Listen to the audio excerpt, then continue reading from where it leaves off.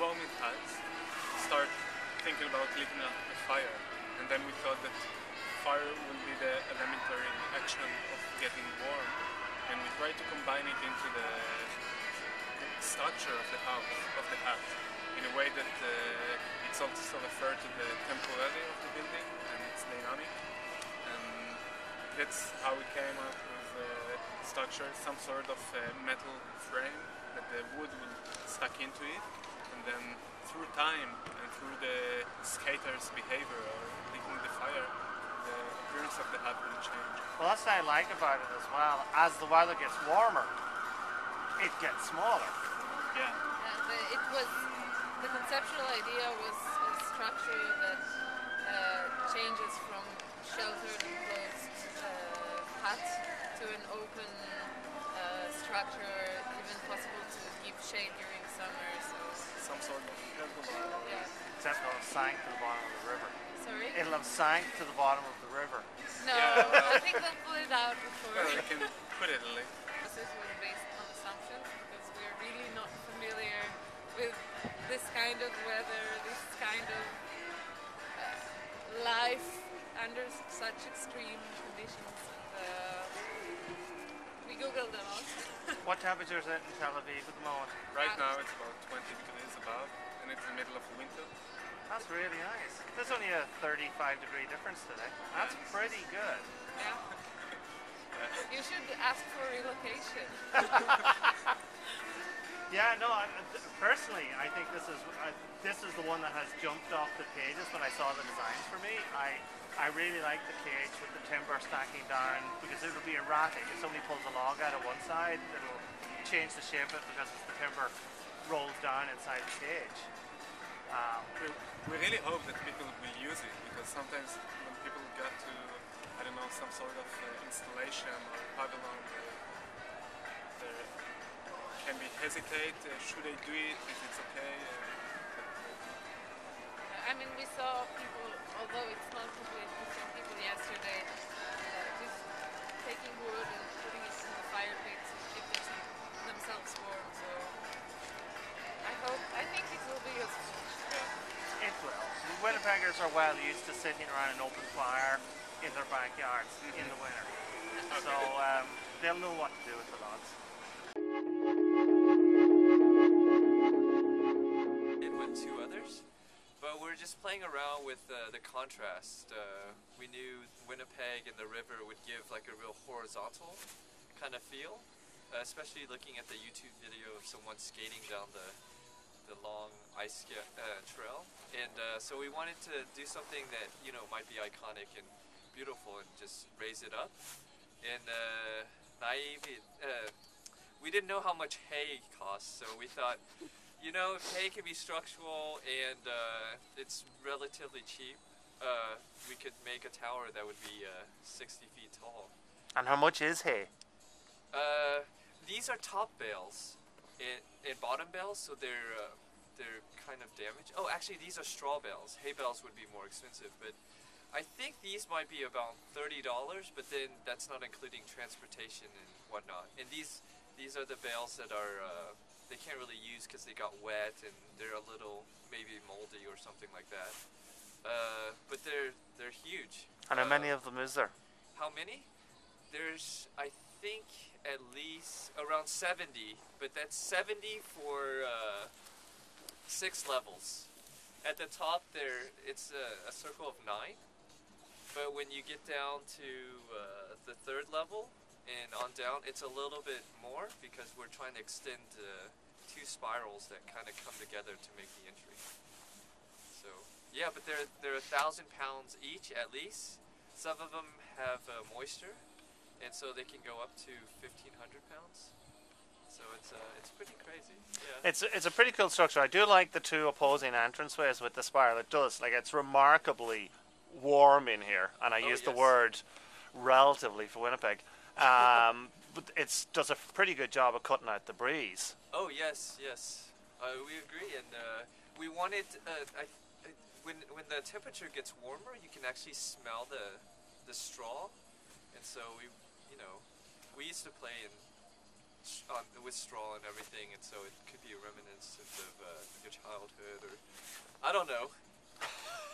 I mean, I'm gonna remember this for the rest of my life. So yeah. The longest week of my life in Winnipeg, Manitoba. No, but it's I mean, even though it's so cold, like the people are so warm and everything. So it's wonderful to be here. We're so fortunate. Yeah. Yeah. What I liked about the structure originally, when I saw the renderings, was, as we discussed off camera, was that there was a very strong Lord of the Rings vibe coming off the tower, especially because it was originally intended to be higher. Yes. Yes. I mean, yeah. We wish it was 60. That was being optimistic. When we at one phase it was going to be 40, but then when we got here, it was it came down to this. I mean, just for the safety issue.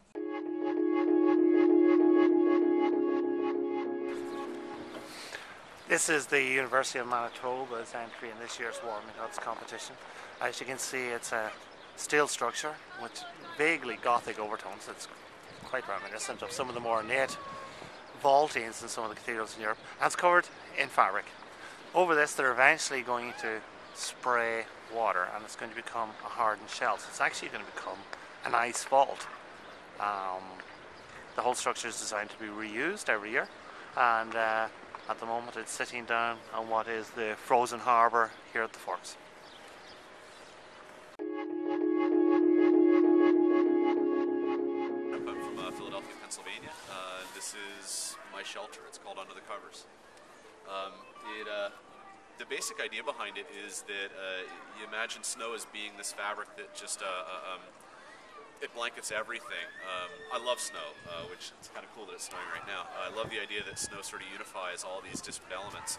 And so the idea of this was to actually take the flat plane of snow, cut a line in it, and then push up like you would a set of blankets or covers, tucking you in underneath and keeping you at least psychologically warm, maybe not physically, because once the winds come out of a different direction, you're screwed. In terms of the construction is two systems. There's the decking system, which is all just 2x6s built on site. The entire rib system, it's essentially an egg crate construction, so it's a bunch of panels in the X and Y axis that all lock together. We're not using any fasteners on the actual structure itself. The structure is all just locked together in such a way that it distributes the weight evenly, pushes it off towards the side of the decking itself. Eventually there will be plywood cladding that actually, excuse me, that clads the entire side of this. Those pieces are all planar pieces as well. So I mean, for me this became a really big exercise in how to generate curvilinear geometries from rectilinear pieces. Everything's built essentially in flat pack construction with a CNC mill. I sent toolpath drawings off about 2 weeks ago to the fabricators and showed up on site with a van, they showed up on site with a van full of all these parts. That's awesome. I'm looking at it here now, and the structure in itself is very cool. Are you putting any sort of membranes or anything like that over it, or do you foresee it being used in the summer or anything? Like, for me, I'm thinking it could also work as a sunshade. Or and actually, it very well could. There's not going to be any membrane on the outside. The outside is all 3/4 inch plywood. The plywood is all actually. Each plywood panel is essentially anchored to these ribs with blocks. So the edge of the rib, because you've got constantly changing geometries, angle geometries, you can't anchor it to the edge of the rib. So we're putting blocking in on the sides that'll actually attach to it. That creates really small gaps in between each panel. And our thought is for winter, we're actually going to gasket it, actually sort of like a chinking technique that you would use in log cabin construction. And actually chink it to make it completely watertight. So I mean, once it's all together, in theory, it could be out there the whole time. I mean, it could be out there indefinitely. I have a feeling that because they're going to be placing it literally on the river's edge, on the ice's edge, that they're probably going to move it once things start to thaw a bit. Well, the river levels shift up about 20 feet up here once the once the spring comes in. So and everyone's really worried about this spring. Yeah. So I think the structure is fantastic. Like you can look at it here, and it's not complete, and it looks solid. Yeah. You know, that's the great thing about it. It's not one of these structures that needs the final piece in just to, and then all of a sudden it's rigid. This looks indestructible already. It's like, That's well, and thank you. I appreciate that. I mean, that was part of the idea. I mean, I know, like, especially for any students that are in school right now, I mean, this is such a sort of standard technique that you learn in school, this idea of the egg crate construction. I'd been doing them for a while. I've taught this means of fabrication. This is the first time I've ever built at full scale. I've had Ron, who you met earlier. Ron was here for a bit today and a bit on Monday and Tuesday. But yesterday is when I started doing the ribs, and I started doing it myself. And it was the greatest feeling in the entire world to actually lock these things together. Just as you said, yesterday I just had this side in and this side, and I actually put a plank down and sat on it. There wasn't the tiniest little bit of flex in it. It's bulletproof. being down on the river, it might need to be. yeah. No, I think it's going to have to be. Yeah, I think that's I think that might have actually been in the brief. So.